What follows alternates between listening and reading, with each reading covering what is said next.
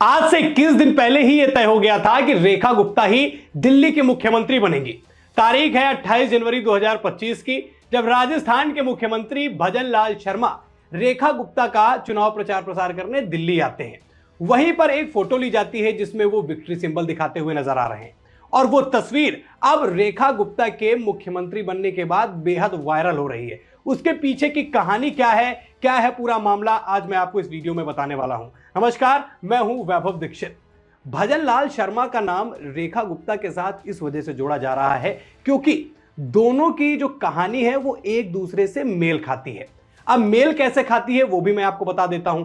भजन लाल शर्मा जब राजस्थान के मुख्यमंत्री बने तो सभी हैरान हो गए क्योंकि वहां पर भी एक से एक बड़े नेता थे, एक से एक बड़े नाम थे जिनको लेकर चर्चा चल रही थी कि राजस्थान का मुख्यमंत्री ये होंगे, तरह तरह के नाम आए, लेकिन आखिरी में बीजेपी के शीर्ष नेतृत्व ने भजन लाल शर्मा को चुना। अब भजन लाल शर्मा की कहानी मिलती कैसे है रेखा गुप्ता से।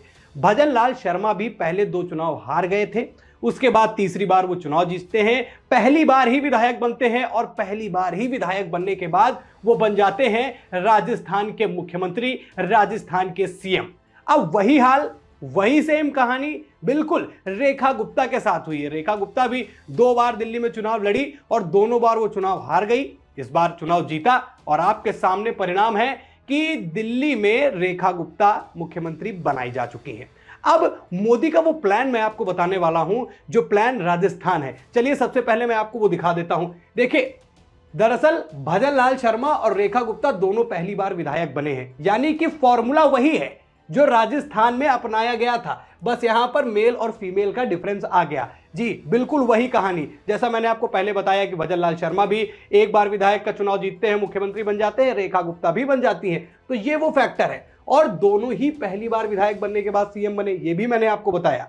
भजन लाल शर्मा शालीमार बाग सीट से रेखा गुप्ता के लिए प्रचार भी करते हुए नजर आए थे और ये उन्होंने एक्स पर इसकी पोस्ट भी की जिसमें वो रेखा गुप्ता को भारी मतों से जीतने के लिए पब्लिक से अपील करते हुए वो नजर आए। और वहीं पर एक तस्वीर ली जाती है जिसमें विक्ट्री सिंबल दिखाते हुए भजन लाल शर्मा और रेखा गुप्ता नजर आ रहे हैं और वो तस्वीर अब चर्चा का विषय बन गई है। और ये माना जा रहा है कि कहीं ना कहीं राजस्थान वाली बात, राजस्थान वाली प्लानिंग जो है मोदी दिल्ली में कर रहे थे, लेकिन ये किसी को अंदाजा नहीं लगा। बड़े बड़े जो है पॉलिटिकल पंडित जो है इस बात का अंदाजा नहीं लगा पाए, लेकिन जब ये तस्वीर सामने निकल कर आती है, कहानी घूम फिर के राजस्थान पहुंच जाती है और जब वहां पर ये चीजें देखने को मिलती है तो दिल्ली में रेखा गुप्ता भी उसी रेखा गुप्ता को सीएम बनाने के पीछे के कारण क्या रहा है वो भी मैंने आपको बताया कि एक मजबूत महिला फेस है, साथ ही साथ जो एक वैश्य समुदाय की वोट को जो भविष्य जिसका देख रही है बीजेपी के, वो जो केजरीवाल के पास जाता है क्योंकि रेखा गुप्ता जो है खुद एक वैश्य है, उनके पास वो वोट आ जाए।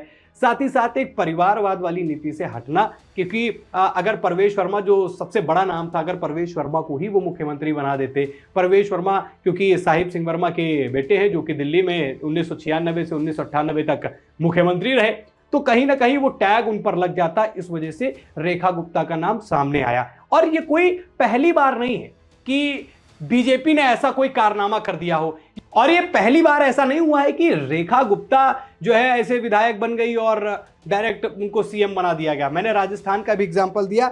इसके अलावा अगर बात करें 2021 में गुजरात में भूपेंद्र पटेल और भजन लाल शर्मा जो कि 2023 में, यानी ये फॉर्मूला बीजेपी इससे पहले भी अपनाती रही है और उसका फायदा उसको मिला भी। भजन लाल शर्मा को जब मुख्यमंत्री बनाया तो समझ में आ गया कि बीजेपी की नीति रणनीति ऐसी है कि कोई भी जो है वो फर्श से अर्श पर पहुंच सकता है। बीजेपी का कोई भी कार्यकर्ता कब उसके दिन बहुर जाए कोई भरोसा नहीं होता, और ये लगातार एग्जाम्पल सेट करते हुए नजर आई और ये बातें तब खुलकर सामने आई हैं जब रेखा गुप्ता सीएम बन गई। मैंने पहले भी बताया पहली बार नहीं, 2021 गुजरात का देख लीजिए, 2023 आप राजस्थान का उठाकर देख लीजिए, वहां भी यही जो है प्लानिंग अपनाई गई, यही एक तरीका अपनाया गया और एक बार के जीते कैंडिडेट को सीएम बनाया गया। अब खैर, जिस तरीके से गुजरात और राजस्थान में बीजेपी को इस बात का फायदा मिलता हुआ नजर आ रहा है, अब ये देखने वाली बात होगी कि क्या दिल्ली में रेखा गुप्ता पर खेला गया ये दांव क्या बीजेपी को भविष्य में फायदा देगा या नहीं देगा।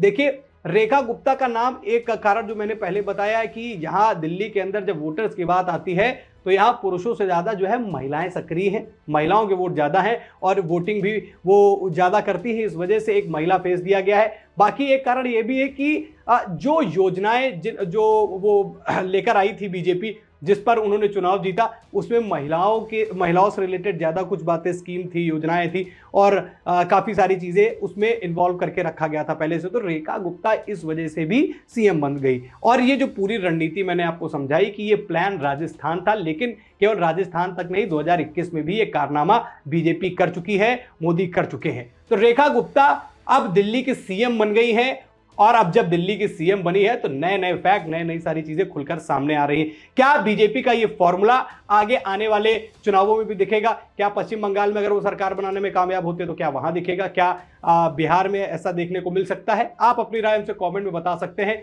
खबर में इतना ही। वीडियो को लाइक और शेयर करें। चैनल पर नए हैं तो चैनल को जरूर सब्सक्राइब करें। फिर मुलाकात करेंगे एक नई खबर में। तब तक के लिए धन्यवाद।